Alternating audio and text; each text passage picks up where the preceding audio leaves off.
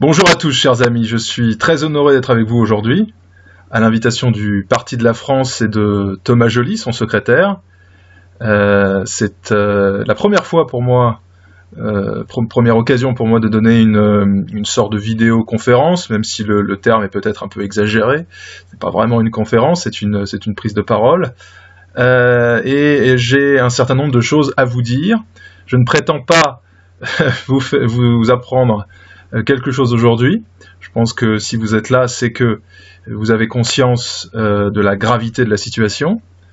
Mais je crois qu'il est quand même nécessaire de rappeler un certain nombre de points, de donner une perspective pour que nous ayons tous bien conscience d'abord de ce qui se passe, de ce qui va inévitablement se passer et quelle doit être en conséquence notre réaction à nous tous qui sommes des militants, qui sommes des activistes, qui sommes des nationalistes.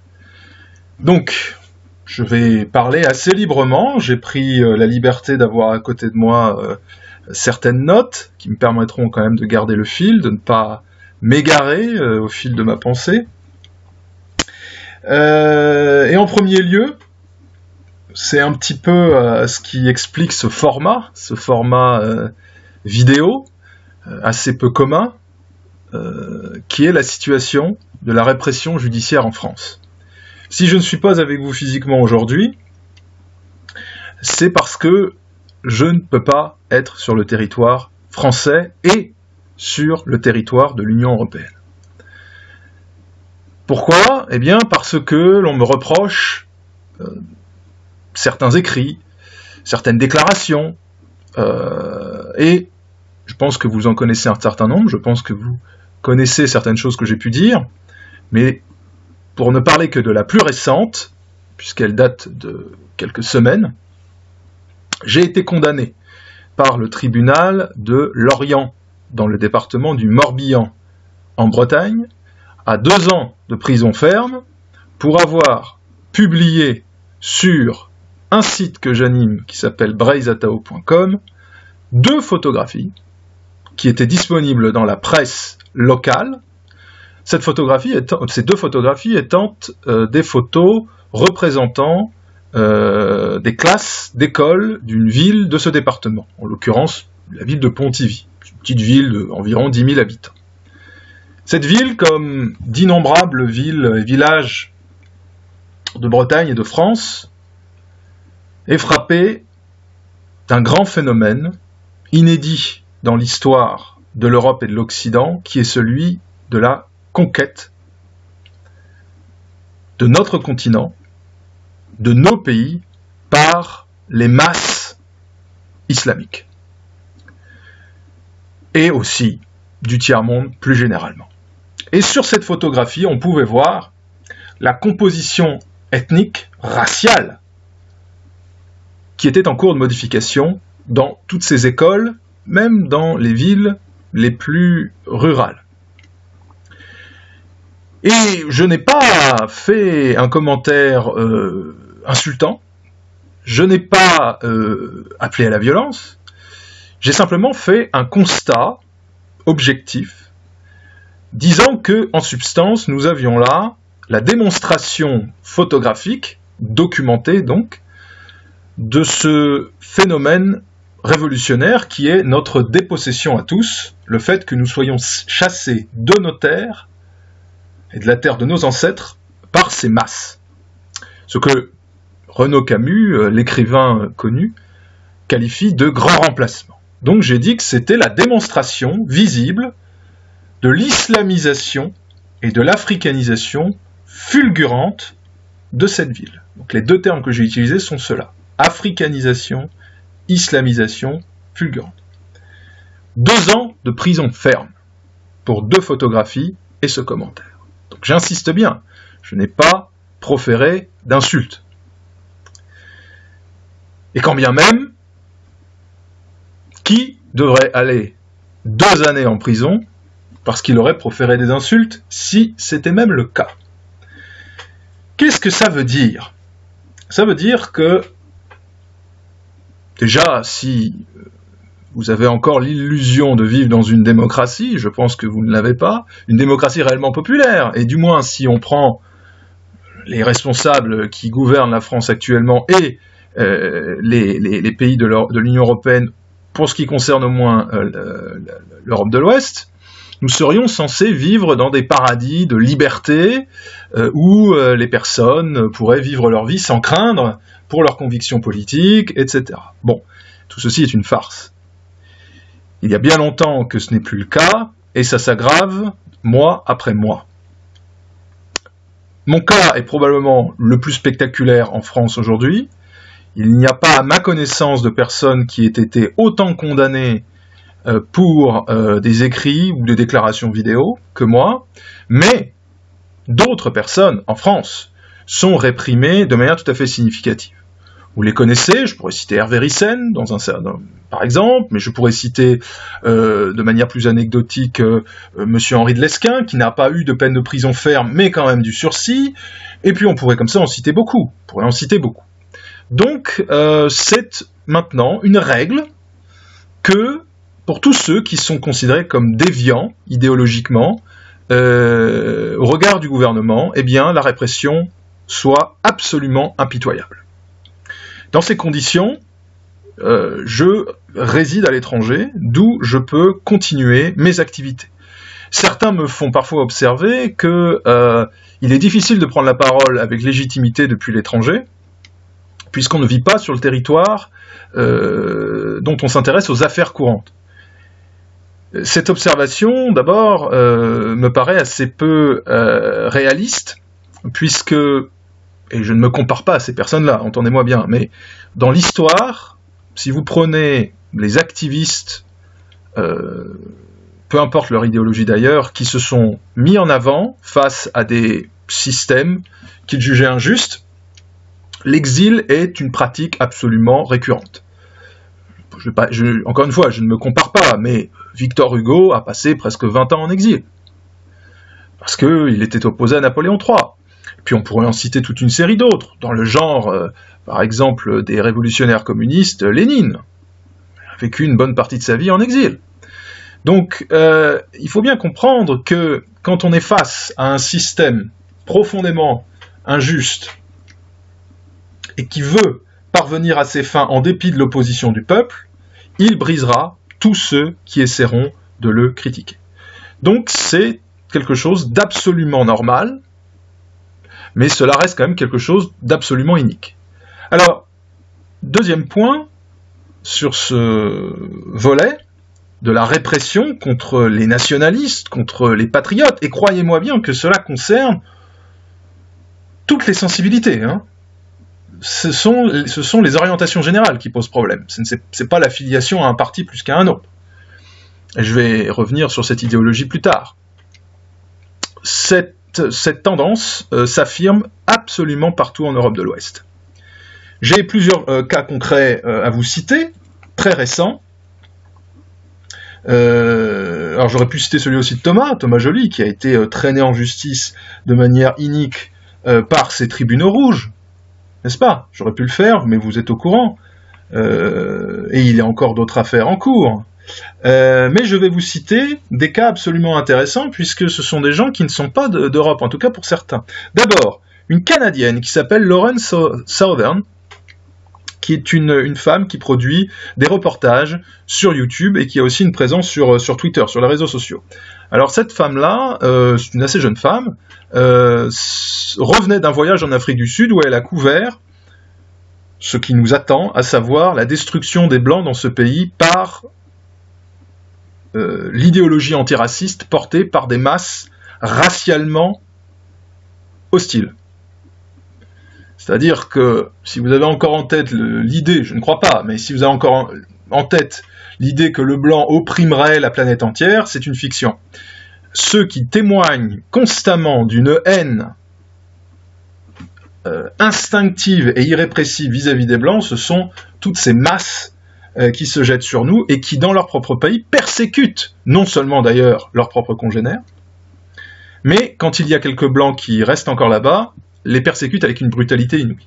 Donc Lauren Southern se rend là-bas pour documenter ce génocide au ralenti qui est en train de se passer, dont évidemment les médias occidentaux ne parlent pas, pour des raisons idéologiques évidentes, et elle se rend au Royaume-Uni car elle veut, je crois, documenter la réalité de l'islamisation dans ce pays. Bref.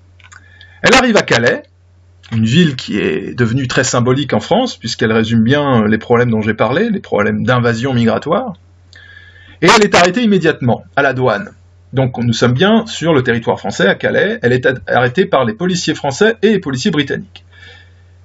Les questions qu'on lui a posées sont absolument édifiantes, et ça va vous donner de quoi réfléchir.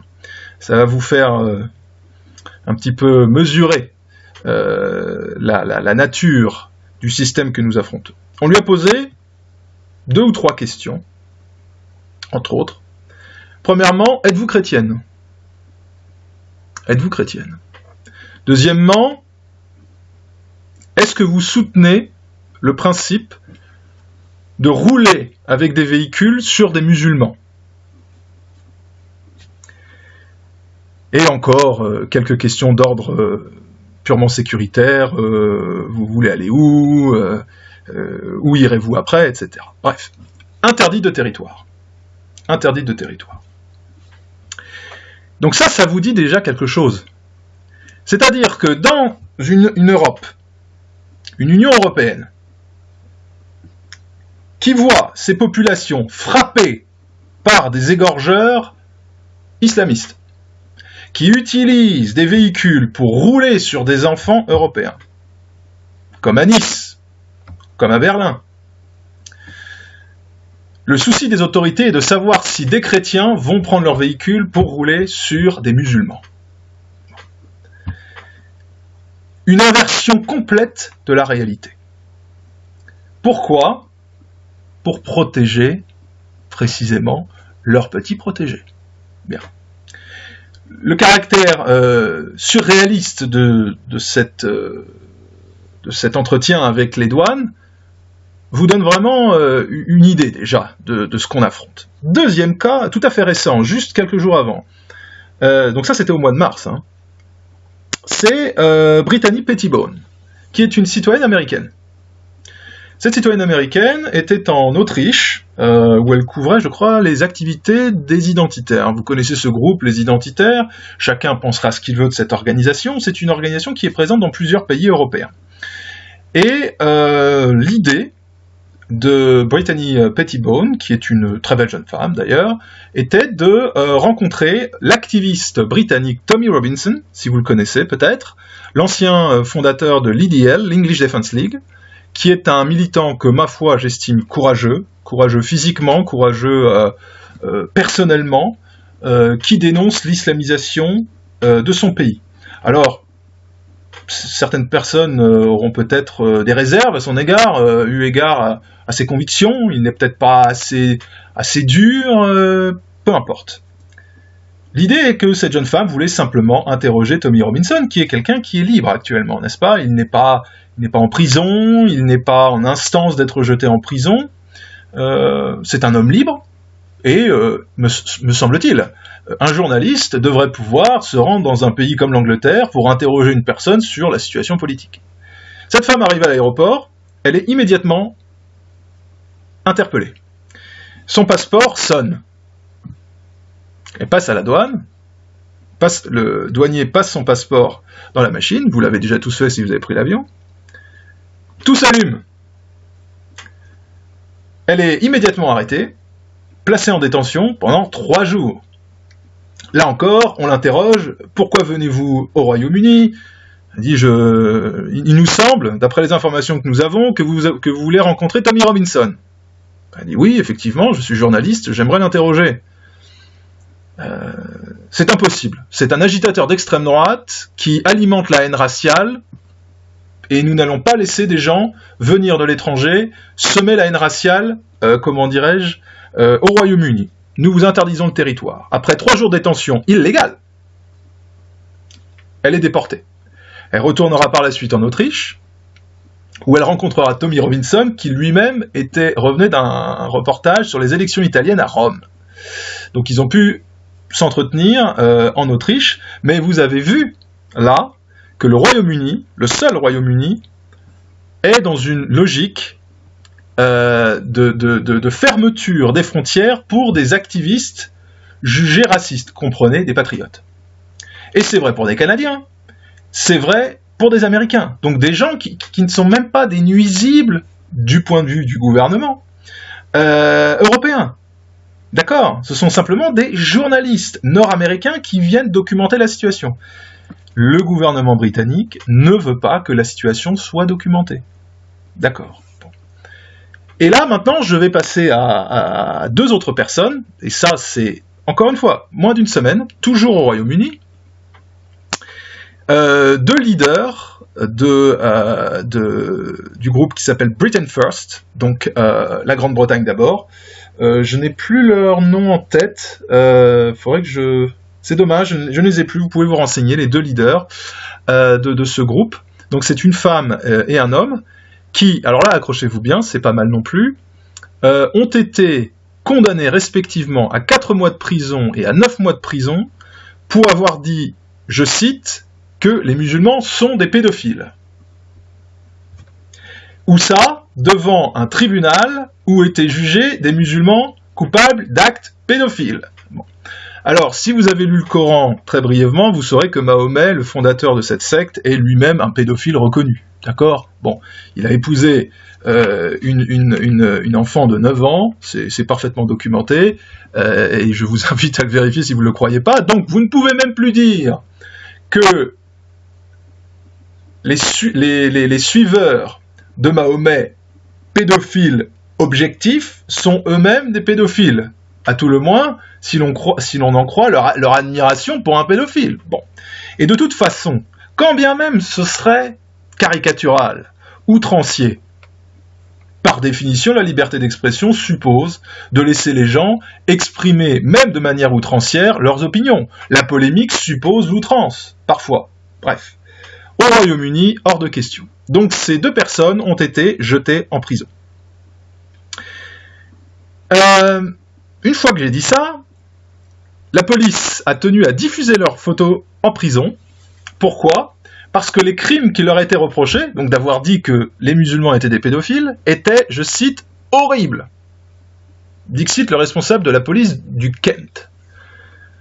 Et on apprenait, toujours cette semaine, parce que le chef de la police du Kent avait dit que la police ne laisserait jamais aucun crime haineux se dérouler en toute impunité, donc il a fait une dérogation pour pouvoir diffuser ces photographies. Voilà. Donc il s'agissait en fait d'intimider la population en montrant ces deux activistes de Britain First, les désigner à la vindicte populaire. Je ne suis pas sûr qu'il y ait eu beaucoup de vindictes, mais peu importe. En tout cas, celle des musulmans, vous le noterez. Donc c'est une politique d'intimidation de la part du gouvernement britannique. Dans le même temps, on apprenait que la police, dans la ville de Thetford, avait couvert des réseaux de gangs pakistanais et aussi de personnes du Bangladesh musulmanes, qui ont violé jusqu'à 1000 jeunes filles blanches, avec des assassinats d'enfants de 13 ans. D'accord ? Aucune poursuite pour ces faits. Scandale absolu en Grande-Bretagne. Scandale absolu, c'est un deuxième Rotherham, du nom de cette ville où déjà plus de 1000 enfants avaient été violés collectivement, puis réduits en état d'esclaves sexuels par ces groupes de musulmans pakistanais. Avec l'aval de la police. Avec l'aval de la police. Bien. Donc cette police britannique qui persécute les patriotes, qui les met en prison, qui empêche les journalistes de venir se renseigner sur ce qui se passe, est la même qui couvre les pires ordures, la pire vermine, qui peut rentrer par ailleurs totalement librement dans ce pays. Donc ça c'est le cas britannique, mais c'est pour vous dire que ce qui se passe en Grande-Bretagne, c'est ce qu'on vit aussi en France. J'en suis l'exemple vivant devant vous. Donc, cette répression, elle est grandissante, elle est généralisée dans l'ouest de l'Union européenne, et l'Union européenne veut faire le forcing pour que ça s'applique dans tous les pays européens. Et n'oubliez pas une chose, vous avez un mécanisme qui s'appelle le mandat d'arrêt européen. Ce mandat d'arrêt permet en fait d'arrêter, même en Pologne où le gouvernement peut avoir nos idées, permet d'arrêter même en Pologne quelqu'un qui aurait fait une déclaration quelconque, de le renvoyer vers son pays d'origine, c'est-à-dire par exemple la France. Il suffit simplement que le crime en question, entre guillemets, soit passible d'1 an de prison. Ça tombe bien, une injure à caractère racial ou prétendue telle est passible en France d'1 an de prison. Donc la zone de l'Union européenne est totalement bouclée par ces promoteurs, disons-le clairement, de la destruction de l'Europe et des peuples européens. C'est de l'ordre d'un système de type soviétique. Nous sommes face à un système de type soviétique. Alors, plus modéré, parce que ce n'est pas le communisme collectiviste dur du RSS, c'est une forme molle de communisme, c'est le socialisme. Mais c'est bien la même chose au final. Donc cette répression croît indéfiniment. Alors l'idéologie qui gouverne ce système, vous la connaissez. Je ne vais pas vous faire l'insulte de croire que vous ne la connaissez pas. Vous savez très bien quel est le caractère de cette propagande, de cette idéologie.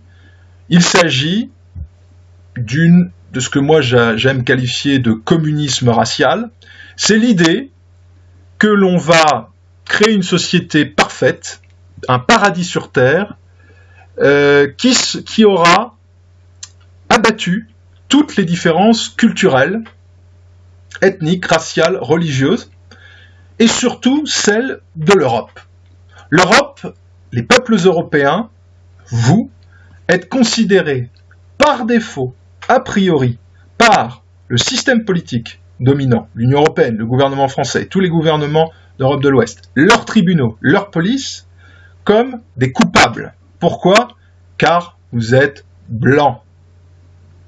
Vous êtes responsables de la colonisation, de l'esclavage, de l'Holocauste, du racisme, etc. Par définition, vous n'avez rien à dire.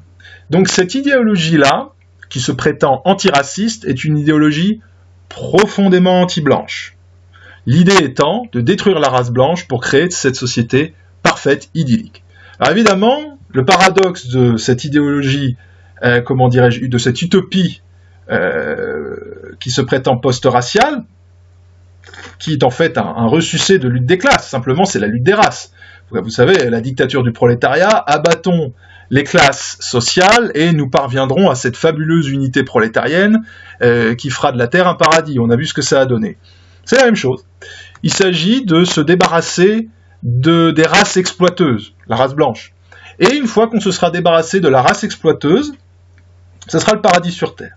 Mais il y a des conséquences inattendues, comme toujours avec ces utopies, c'est qu'en fait, en ouvrant les vannes de l'immigration, ces idéologues et ce système politique n'a pas érodé l'instinct identitaire des populations, elle les a exacerbés. Vous voyez des musulmans de plus en plus musulmans. Les musulmans de première génération venus s'établir en France après la guerre d'Algérie étaient assez peu pratiquants. La deuxième, beaucoup plus militante, beaucoup plus agressive. La troisième, en voie de réislamisation avancée. La quatrième donnera des quantités énormes de militants djihadistes sur le territoire européen. N'en doutez pas un instant. Et notez aussi que le salafisme et le crime organisé sont les deux faces d'une même pièce. Le djihadisme se finance par le crime, notamment par le trafic de drogue. Donc, tous ces bastions de crimes organisés qui sont maintenant établis dans toute l'Europe de l'Ouest, dans toutes ces grandes villes, fruits de l'expérience multiculturelle socialiste, sont les futurs bastions de l'islam radical. Et c'est déjà le cas dans beaucoup de villes. Bon, vous le savez, mais ça va mieux en le disant. Donc, vous avez ces bastions, ces gens qui veulent en découdre, je ne parle même pas des Algériens, mais qui veulent en découdre, et qui sont nourris par un puissant ressentiment, une volonté de revanche, et qui voient par ailleurs, vu le comportement des médias, vu le comportement des tribunaux, qui répriment non pas cette vermine, mais qui répriment les patriotes avec une brutalité inouïe, qu'il y a un encouragement à passer à l'acte. N'est-ce pas ? Regardez comment on a ouvert nos bras pour accueillir la pire vermine partie en Syrie égorger des chrétiens. On les a repris. On les a repris. C'est le gouvernement français qui les a repris. Les chrétiens en Syrie se sont fait égorger par ailleurs, en silence. Vous n'avez jamais entendu parler de ça, ou pratiquement pas dans les médias, ou que très tardivement. Rappelez-vous de cette anecdote, je la cite quand même, de l'affiche de la RATP appelant à faire des dons pour les chrétiens d'Orient. C'est par une œuvre chrétienne qui cherchait à défendre les chrétiens d'Orient, qui était, je crois, gérée par Monseigneur Gollnisch, si j'ai la bonne mémoire. La direction de la RATP l'avait fait enlever. Pourquoi ? Il y a tellement de musulmans dans le métro, ils devenaient fous. Alors ensuite, sur pression médiatique, ils ont reculé.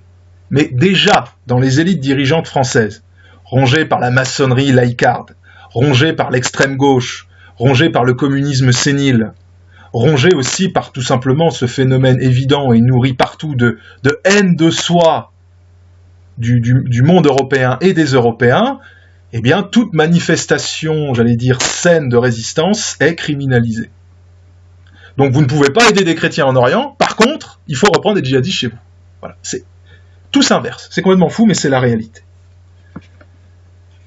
Donc cette idéologie antiraciste est une idéologie profondément, précisément, raciste et anti-blanche, et de nature génocidaire. Très important à relever.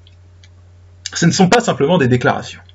C'est une intention affichée par des populations, aidées d'ailleurs de traîtres, le rôle perfide des traîtres dans la presse locale, dans la presse régionale. Ce sont les plus grands terroristes, ces journalistes-là. Les plus grands terroristes, ceux qui terrorisent la population pour faciliter l'immigration clandestine, vous le savez, qui appuient l'extrême gauche en toutes circonstances, notamment sur le cas des migrants clandestins, mais qui alimente cette haine de soi à coup d'antiracisme systématique. Donc ces traîtres-là, qui diffusent les mots d'ordre, et puis ces masses.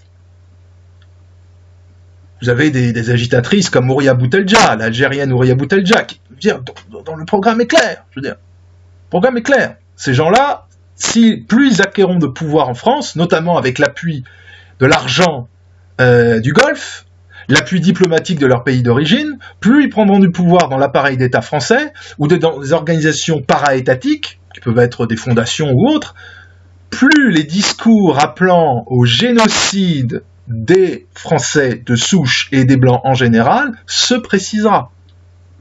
Ces gens ne veulent pas simplement, qu'on leur fasse justice. Comprenez bien que dans le langage de ces gens-là, quand vous entendez le mot justice, vous entendez en réalité le mot vengeance.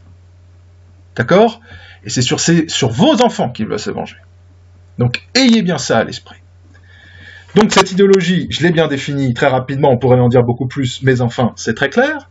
Donc ça, c'est le cadre général dans lequel on se trouve. Voilà, c'est maintenant notre situation politique actuelle. Et puis, vous avez le contexte dynamique autour de nous. Contexte dynamique, c'est le contexte démographique. Vous avez une bombe nucléaire démographique aux portes de l'Europe, au sud. Notre continent, notre civilisation a toujours été prise d'assaut, que ce soit par l'Est ou par le Sud. Et il va l'être une nouvelle fois, il l'est déjà en ce moment même. Alors, quelques chiffres. Le continent africain est un continent aujourd'hui d'environ 1 milliard d'hommes, qui va passer à 2 milliards d'hommes en 2050. Alors quand on dit ces chiffres, l'esprit a du mal à suivre, on a du mal à se représenter les choses. Bon. D'ici à 2030, c'est dans 12 ans, le continent africain va gagner 800 millions d'individus. En 12 ans.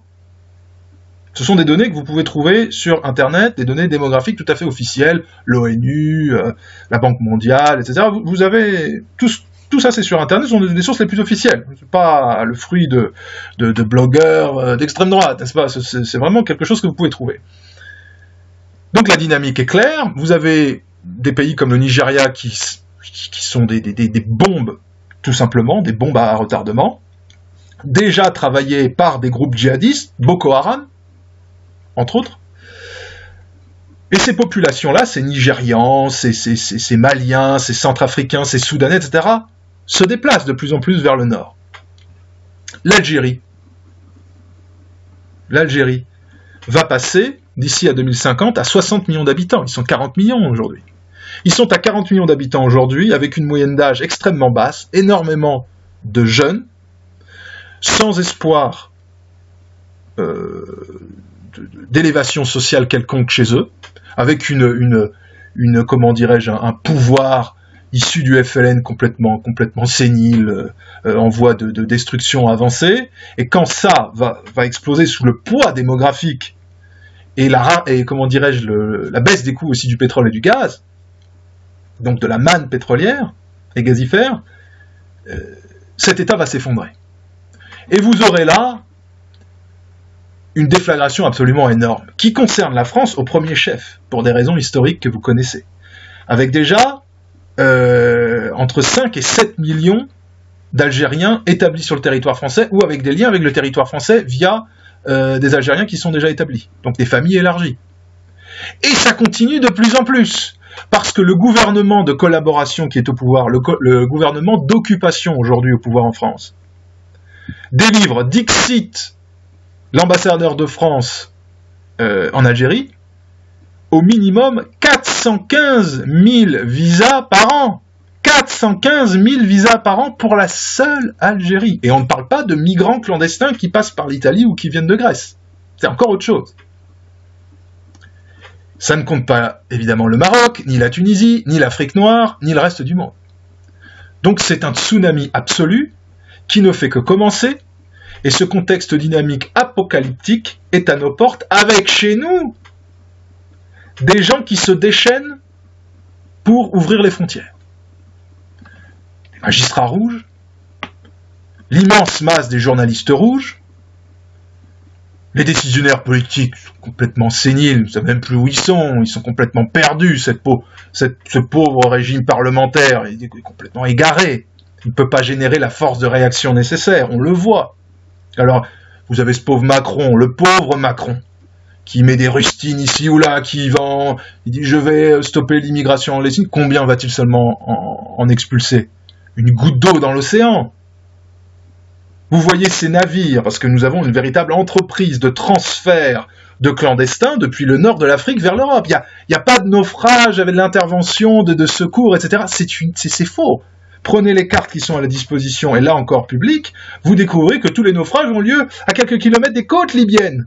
Et que les organisations, ce qu'ils appellent les ONG, organisations non gouvernementales, financées par la finance internationale, notamment Soros, un milliardaire d'origine juive, américano-hongrois, qui met des sommes absolument colossales, d'abord pour soutenir des islamistes en France, comme le collectif contre l'islamophobie en France, et des organisations d'extrême gauche, comme la Ligue des droits de l'homme. Les deux. Les deux mêmes que vous allez retrouver ensuite au tribunal pour défendre le Burkini. C'est étonnant quand même, non? C'est le même qui finance les bateaux qui, comment dirais-je, amènent les migrants vers l'Europe. Traverse complètement la Méditerranée. Donc il n'y a pas plus de naufrage que de beurre en broche. C'est faux. Mais c'est vendu par les médias, par ces médias terroristes, encore à la solde des mêmes. Le journal Le Monde de la banque Pigasse, BFM TV à la solde du milliardaire israélo-suisse Drahi. Je pourrais continuer comme ça longtemps. Donc c'est une organisation mondiale pour submerger l'Europe en totalité dans ce contexte d'explosion démographique. Et que faisons-nous venir en Europe de l'Ouest? Il n'y a pas que des Congolais catholiques. Il y a surtout aux 2/3, voire aux 3/4, des musulmans, d'Afghanistan, du Pakistan, d'Irak, de Syrie, de Libye, du Soudan, pour pas parler des anciennes possessions françaises, du Maroc, d'Algérie, etc. Et ces gens-là, ils arrivent dans un pays où l'idéologie officielle dit il faut se débarrasser des Blancs. La culture française, ça n'existe pas. Je cite Macron, en campagne électorale, l'actuel chef de l'État français a déclaré « La culture française n'existe pas ». Il faut quand même mesurer la situation. Ces gens arrivent avec leur culture, entre guillemets, culture très archaïque, l'islam, avec son ADN naturellement guerrier, belliqueux, conquérant, et puis surtout leurs propres atavismes ethniques et raciaux. Ils sont en terrain conquis. Surtout quand ils voient tous ces serpillères d'extrême gauche qui leur ouvrent les portes. Ils sont en terrain conquis. Pourquoi voulez-vous qu'ils se mettent même à vouloir respecter un semblant d'ordre en France, ou en Angleterre, ou en Italie, ou en Allemagne. Évidemment pas. Donc c'est le terreau idéal pour le djihad global. Le djihad global, c'est le grand problème central du XXIe siècle. C'est le nouveau communisme. Il sévit des Philippines jusqu'à la France. Quand vous entendez des gens commenter à la télévision vous dire « c'est à cause du manque d'argent qu'on n'a pas déversé sur toutes ces banlieues, etc. » Bernard Tapie, qui est en train de disparaître d'un cancer de l'estomac, à force de se goinfrer, je présume, avec l'argent du peuple, c'est lui qui a déversé avec sa politique de la ville des milliards d'euros sur toute cette faune. L'argent du travailleur français, qu'il a obtenu à la sueur de son front. Ça n'a jamais apaisé toute cette violence inhérente à ces populations? Jamais, au contraire. Elles sont plus brutales, plus violentes, plus cruelles encore qu'il y a 30 ans en arrière. Maintenant, ils roulent sur des enfants avec des camions. L'explication n'est pas là, évidemment. Mais toujours cette culpabilisation de l'homme blanc, du français de souche, du français, pour qu'il ne se défende pas. Le but du système, le but de cette propagande, ça relève de la guerre psychologique. C'est la confusion. C'est-à-dire qu'on trouble votre identité. Comme un individu. Un individu a une identité. Voilà, vous savez qui vous êtes, vous savez comment vous appelez, vous savez quand vous êtes né, vous savez où vous travaillez, où vous habitez, etc. Bon. Déjà, si vous ne savez plus qui vous êtes, vous ne savez plus bien où se situent vos intérêts, ni même quand vous êtes vraiment en danger, puisque vous ne faites même plus la différence entre vous et les autres.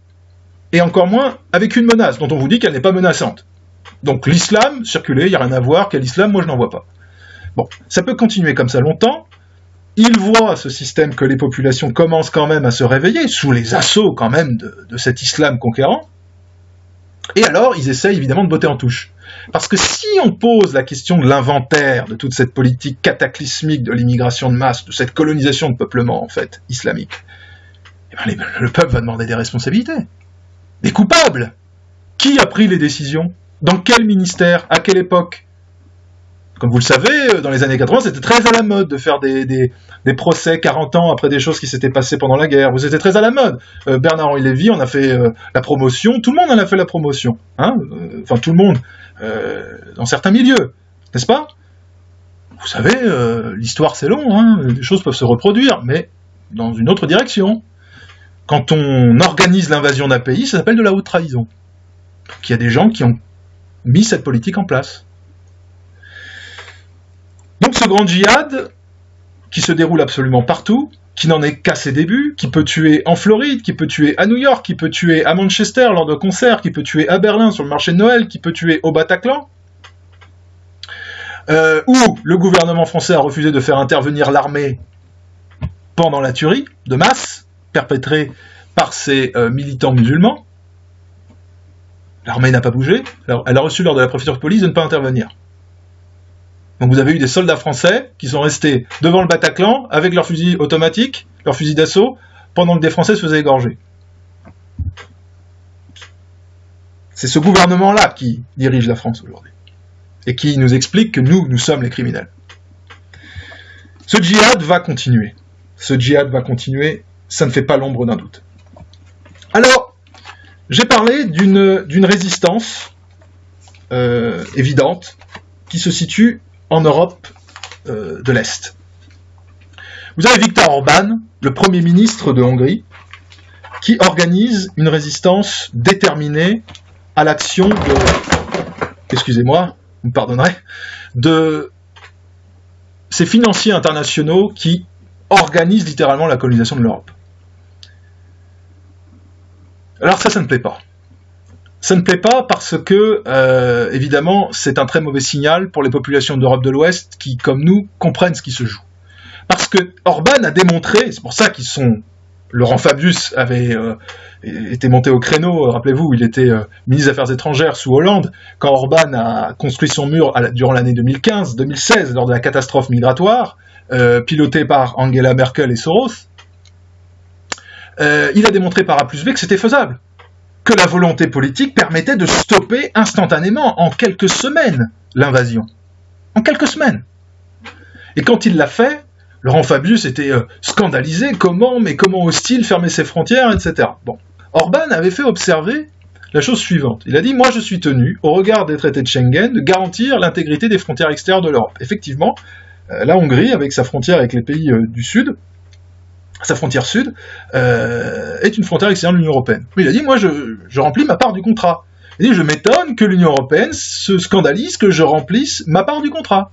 Et là, il a en fait révélé le double jeu de ces élites européennes, qui ne respectent pas leurs propres traités, mais qui veulent faire des procès à tous les pays qui ne respectent pas la ligne décidée par les cercles globalistes, immigrationnistes et la haute finance. C'est tout à fait évident. Donc cet Orban, maintenant, est considéré comme un tyran. Bon, c'est un tyran qui est réélu, mais enfin, c'est quand même un tyran. Bon. Et vous avez Macron qui donne des leçons, vous avez Angela Merkel. Alors Angela Merkel, ça c'est un cas tout à fait particulier. Cette femme restera dans l'histoire allemande comme la pire chancelière, c'est évident. Quand elle aura quitté la chancellerie à Berlin, ça va prendre un certain nombre de temps, mais quand elle sortira de là, elle sera considérée comme la pire catastrophe pour le continent européen. Ça c'est une évidence absolue, au regard de l'histoire. Cette femme-là a pris une décision unilatérale, d'accepter sans aucune limite des millions et des millions et des millions d'envahisseurs musulmans, puisqu'il faut bien appeler les choses par leur nom. J'aime bien poser la question, quand s'arrête l'immigration, quand commence l'invasion? Vous avez un chiffre? Moi je considère que c'est une invasion.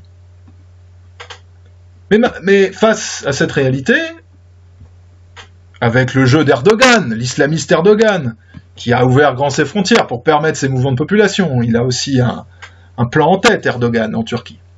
Et il a ses hommes de main en Allemagne et en France. Il contrôle 200 mosquées en France, officiellement, Erdogan, piloté par le gouvernement Ankara, hein. N'oubliez pas ça.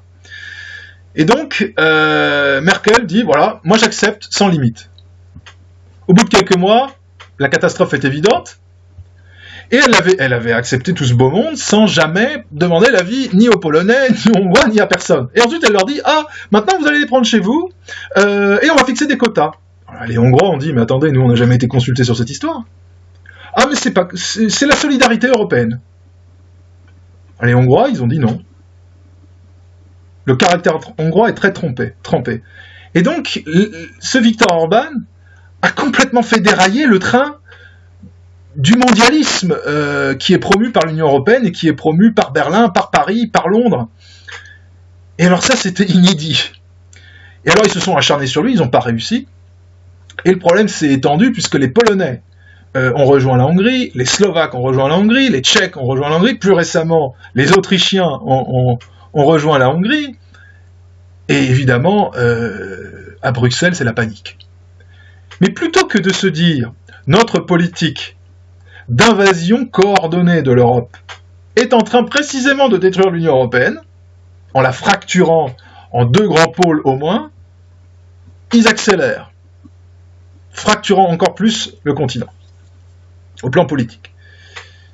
Et alors, maintenant, vous avez Berlin et vous avez Paris qui cherchent toutes les opportunités pour harceler ces États gouvernés par des nationalistes, notamment la Pologne. Alors la Pologne, on lui a reproché, accrochez-vous bien, de vouloir politiser la justice. Ça, c'est les accusations du gouvernement français. Il faut lire le journal Le Monde, parce que on a l'impression de lire une publication de l'Union soviétique en 1982. C'est extraordinaire. Et ils ont aussi reproché aux Polonais de vouloir mettre sous contrôle l'équivalent du CSA polonais. Ils ont dit, mais c'est scandaleux, regardez ces Polonais, ils veulent que le gouvernement contrôle le CSA. Mais en France, qui contrôle le CSA? C'est le président de la République. C'est le président de la République qui souverainement décide ce qui a le droit d'être diffusé à la télévision ou pas. C'est lui qui le décide. Schramek, le président du CSA, qui n'est pas catholique, ni breton d'ailleurs, répond aux ordres de Macron. Enfin, de Macron. Et de ceux qui l'entourent, hein, comme Jacques Attali, des grands patriotes. Bon, là, le contrôle politique de la télévision ne pose pas de problème. Ah non, ça promeut l'invasion, ça promeut la haine de la France française, ça accélère la dissolution de la France historique. Pas de raison de se plaindre du contrôle politique. Ah, par contre, ces salauds de catholiques polonais qui résistent à l'invasion, là, oui, il y a un scandale. Et alors on les menace de sanctions, etc. Donc, le mensonge permanent, au plus haut niveau, la désinformation, évidemment, et vraiment toujours, encore et toujours, cette presse menteuse, cette presse qui intoxique, cette presse qui crée ex nihilo des ennemis. Donald Trump est de nos idées, ne vous trompez pas. Il ne peut pas tout faire d'un seul coup, mais il est de nos idées. Donald Trump, regardez la presse française, ce qu'elle en dit. C'est un torrent de haine absolue, constant. Vous croyez que c'est quoi? Vous croyez que vous avez des journalistes comme ça, ils se lèvent le matin et disent tiens, aujourd'hui je vais peut-être écrire un article sur Donald Trump, etc. Non. Les consignes sont données directement par le gouvernement français. Et la consigne est très claire, c'est de absolument détruire l'image de Donald Trump. Alors tout est bon, hein, les chaussures de la femme, la coiffure de la femme, la petite phrase qui a été dite vendredi matin à 9h30, voilà, bon, tout est bon. Hein.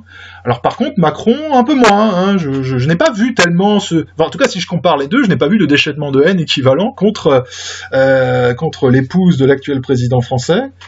Bon, alors que l'équité commanderait quand même que si des gens veulent médire dans les médias du président américain, bon, il faudrait quand même commencer par ce qu'il y a en France, mais visiblement pas. Alors j'en viens donc à Macron et à cette histoire de CSA, puisque alors qu'on accuse donc on accuse la Pologne de vouloir cadenasser la liberté d'expression, c'est quand même dramatique puisque le pouvoir en place ne souffre pas d'impopularité. Hein. Vous avez remarqué que les nationalistes sont portés au pouvoir en Pologne avec des majorités écrasantes, mais bon, visiblement, il n'y a pas de liberté d'expression là-bas. Par contre, en France, on va faire des lois contre les fake news, les fausses nouvelles, parce que le peuple, quand même, hein, il se laisse vite intoxiquer. Alors, imaginez ça. On va faire des lois contre le mensonge. C'est officiel, hein, Macron va le faire, il va faire passer ça. Il dit, on va faire des lois contre le mensonge. Alors, dans les systèmes communistes, il y avait aussi cette prétention à rendre l'homme parfait, ce qu'ils appelaient l'homme nouveau. Alors, on va donc faire une législation pour que l'homme ne mente plus, qu'il soit bien intentionné, et en fait, je trouve qu'en fait, il pêche finalement par manque d'ambition. Pourquoi pas faire des législations pour aimer ses voisins, pour qu'il fasse beau. Vous me direz, ça approche, ils veulent lutter contre le réchauffement climatique, on ne veut pas qu'il fasse trop chaud. Ils ne sont pas capables de régler le chômage, mais ils vont être capables de régler la température avec des taxes.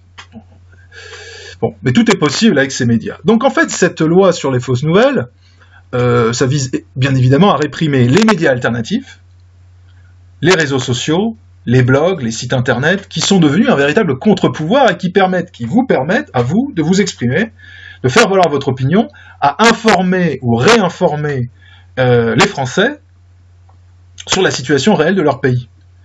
Et ça déplaît beaucoup au pouvoir, puisqu'il y a un agenda qui est très clair, vous le connaissez, j'en ai parlé, et que nous tendons à être manifestement en désaccord avec les objectifs que ces gens se fixent. Et comme ce sont des socialistes dans l'âme, la compétition et le libre marché des idées n'est pas tellement bien vu non plus à l'Élysée, hein, ni auprès d'Attali, etc. Donc ils disent, non, il faut réglementer le marché, et ça doit être très clair, seuls les journalistes du Monde, de Libération, de BFM TV doivent pouvoir informer le peuple. Hein. Ce sont les gens les plus intelligents, les plus brillants, surtout les mieux payés par nos gens à nous, donc c'est eux qui doivent s'exprimer prioritairement. Et puis là, les autres, là, les empêcheurs de tourner en rond sur Internet, il faut absolument les réduire au silence. Il faut les réduire au silence. Et puis en plus, ils mentent. Ils mentent. Alors, islamisation en France? Où ça? On n'a pas vu ça. Immigration clandestine. À la marge. Et de toute façon, comme vous le savez, il n'y a pas plus d'immigration en France aujourd'hui que dans les années 30. Hein, vous le savez, c'est Hervé Braz qui l'a dit à la télévision, je lui fais confiance, il est communiste et il est démographe. Il a bien raison, je pense. C'est quelqu'un qui fait autorité. Alors, je suis un peu sarcastique, mais enfin, il faut bien quand même. Pour finir mon allocution, je vais un petit peu parler du Front National, enfin, du Rassemblement National de Marine Le Pen, et plus généralement de notre attitude de ce que nous allons devoir faire. Alors, moi, j'opte pour l'offensive. Nous devons opter pour l'offensive. On ne gagne pas une guerre sur la défensive. Et on doit toujours contraindre l'ennemi à être sur la défensive, et on doit toujours rechercher à prendre l'initiative en toutes circonstances. Donc si on commence par valider la culpabilisation dominante, les slogans du système, l'antiracisme dogmatique, etc., si on accepte les limites que nous impose l'ennemi, nous ne pourrons pas manœuvrer. Or, notre force consiste à pouvoir manœuvrer contre l'ennemi plus vite que lui pour le frapper là où il ne nous attend pas. D'accord ? Donc, déjà en soi, quand le Front National a entamé sa dédiabolisation, ça voulait dire, nous reconnaissons que nos adversaires, que nos ennemis, à la fois étatiques, mais aussi partisans, les partis adverses, les partis ennemis, je préfère ennemis, ont moralement raison. Donc, on va dédiaboliser. On va dédiaboliser, et donc, en fait, traduisons clairement, on va gauchiser le discours. Voilà. Alors, Marine Le Pen, ça fait 7 ans qu'elle dédiabolise quand même, et même plus en réalité.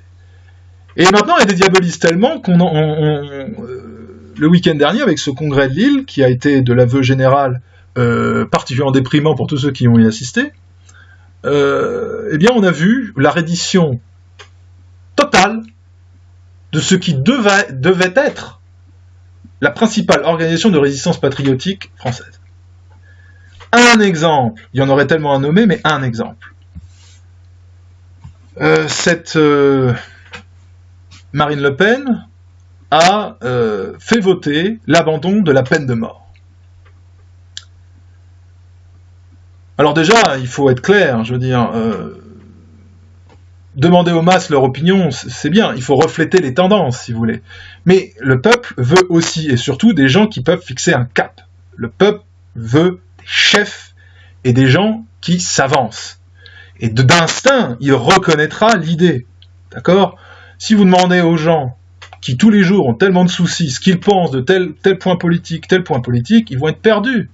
Et ils vont se laisser entraîner par le qu'en dira-t-on médiatique.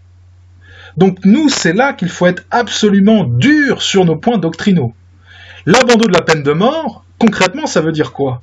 Ça veut dire que Marine Le Pen, je vais vous donner une anecdote très récente à Elbeuf en Normandie, un vieil homme de 61 ans, en béquille, a été lynché à mort dans un supermarché par 4 Africains.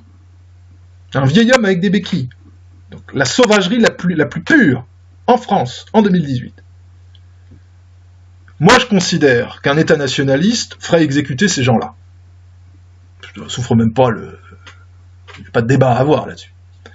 Marine Le Pen valide le fait que, non, ils ont vocation à avoir la vie sauve, ils ont même vocation à faire une peine de prison, et puis un petit peu de travaux d'intérêt généraux, oui. Cette dérive-là. Donc Marine Le Pen valide de fait valide le fait qu'on laisse la vie sauve à ces dizaines et dizaines, même centaines de milliers de criminels, d'égorgeurs, de violeurs, d'assassins qui remplissent les prisons françaises, ou devraient les remplir, mais ne les remplissent pas, puisqu'on ne les y met plus. D'accord ? Quand j'ai cité cette histoire de pédophilie en Grande-Bretagne avec ces gangs de Pakistanais musulmans qui violent des jeunes filles blanches, parfois à 11 ans, puis ensuite qui les tuent en voiture, etc. C'était une affaire absolument horrible. Ces gens-là, moi quand je vois les peines qu'ils prononcent en Angleterre, mais qu'on prononcerait également en France, en disant ils vont purger 20 ans de prison, etc. Mais c'est scandaleux. Les petites filles qui ont été torturées et assassinées, elles ont pris perpétuité. Ces rats doivent être jugés, condamnés à mort par des tribunaux. Soyons clairs. Bon, même si, par ailleurs, ils n'ont pas vocation à être là en première instance. Enfin, ceux qui se rendent coupables de ça sur le territoire français doivent subir pleinement le poids de leur responsabilité, de leur culpabilité, c'est absolument clair. Donc ça, c'est un exemple d'où mène cette dérive vers l'idéologie dominante qu'a impulsée Marine Le Pen, qui est un culte. C'est une catastrophe absolue pour la France, cette pauvre femme, dont d'ailleurs l'avenir politique est derrière elle, soyons clairs. Je veux dire, plus personne ne fait confiance à cette femme après la pitoyable performance lors de son débat en 2017 face à Emmanuel Macron. Elle a quand même réussi à rendre Macron aimable. Je ne sais pas si vous vous rendez compte de la performance, quand même. Elle a réussi à le faire. Hein, ne peut même pas parler d'immigration pendant le débat du second tour des élections présidentielles 2017, au moment où la France est face à une catastrophe migratoire, une invasion inédite dans son histoire. Pas un mot. Et nous serions censés créditer cette pauvre femme, ou ce pauvre Louis Alliot. Soyons sérieux. Si vous êtes là, mes amis, c'est parce que vous avez conscience de tout ça, vous avez le courage de vous engager, et je ne suis pas en position de vous donner des consignes. Moi, je ne donne pas de consignes. Donc, vous avez des responsables politiques qui vont vous dire quoi faire, comment le faire. Mais donc, je suis plus là pour vous encourager. Nous sommes dans une phase inédite, à un tournant crucial de l'histoire de l'Europe et de la France, et le sort de la France est indissociable du sort de l'Europe. Et si nous ne parvenons pas à changer la donne dans les 20-30 ans qui viennent, sur la seule base des évolutions démographiques,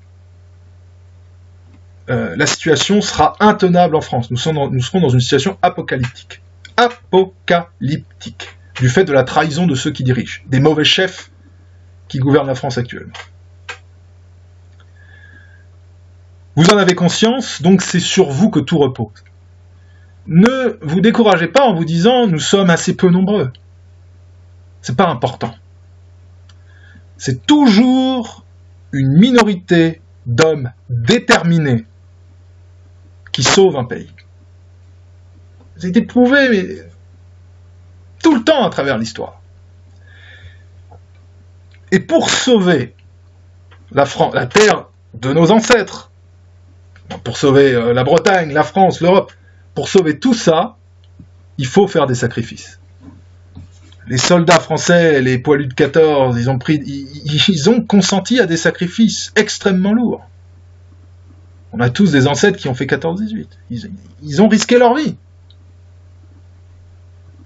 dans ce conflit-là, et puis dans combien d'autres conflits. Donc il faut prendre des risques. Alors quand la presse cosmopolite nous vomit dessus, nous injurie, etc., on en sourit. Ça nous fait plaisir. On se dit, bah voyez, on avance dans la bonne direction. Et surtout, dites-vous bien que face à cette coalition d'ennemis, et face à cette immense invasion islamique qui se précise, et ce djihad global dont j'ai parlé, il y a une force diabolique qui s'est glissée dans tous les rouages de l'État. Une force que l'on connaît, une force internationale, qui se passe le mot, qui organise des campagnes sur tout l'Occident pour discréditer ses ennemis. Cette force-là devra être extirpée de l'État français. C'est une nécessité vitale. Et pas seulement de l'État français, mais de tout le continent européen. Et quand ces gens-là seront extirpés, les mesures nécessaires seront prises.